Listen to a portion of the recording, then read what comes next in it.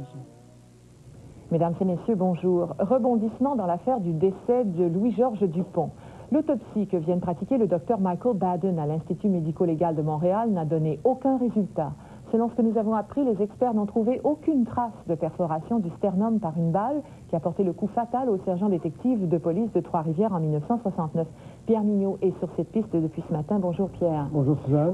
Au départ, est-ce qu'on peut établir qu'on a bien trouvé le bon corps, on a bien exhumé le bon corps? Oui, selon nos sources, il s'agit bien du corps de Louis-Georges Dupont. L'empreinte dentaire, la structure osseuse, tout concordait. Donc, il s'agit bien de M. Dupont.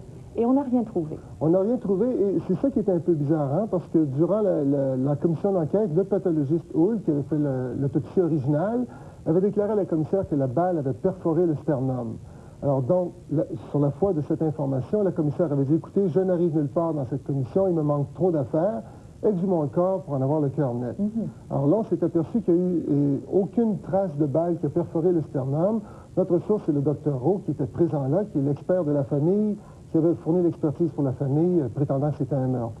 Alors, le docteur Rowe nous dit qu'on n'a trouvé aucune trace de trou dans le sternum, qu'il n'y avait aucune trace de chair ou rien, donc que l'autopsie n'a rien donné du tout. On ne peut pas rien tirer de conclusion de l'autopsie. Comment on peut expliquer ça, alors? Ben voilà, c'est un peu bizarre, parce qu'on a ressorti, nous, le rapport d'autopsie original de 69. Je vous le montre ici, il y avait le dessin fait par M. Hoult, qui montre en fait que la balle est entrée un peu à gauche de la ligne médiane du corps. Et dans son rapport, il dit bien un peu à gauche du sternum. Mais en conclusion, il dit, en conclusion, la balle a traversé le sternum, le péricarde, le cœur. Donc, quelque part, il s'est trompé. Là. Ça n'a pas traversé le sternum. Donc, ça veut dire quoi pour la commission? Est-ce que c'est un retour à la case départ? Ben, sans être un retour à la case départ, ça complique un peu la situation de la commissaire Céline Lacerte-Lamontagne, qui, elle, disait, je n'ai pas trouvé grand-chose, je m'appuie sur l'exhumation. Ils vont donc avoir à faire plus de devoirs en commission pour arriver quelque part. Ils ont d'ailleurs fait une conférence de presse ce matin pour dire qu'ils demanderaient probablement au gouvernement un délai au-delà du 30 septembre pour produire le rapport de la commission.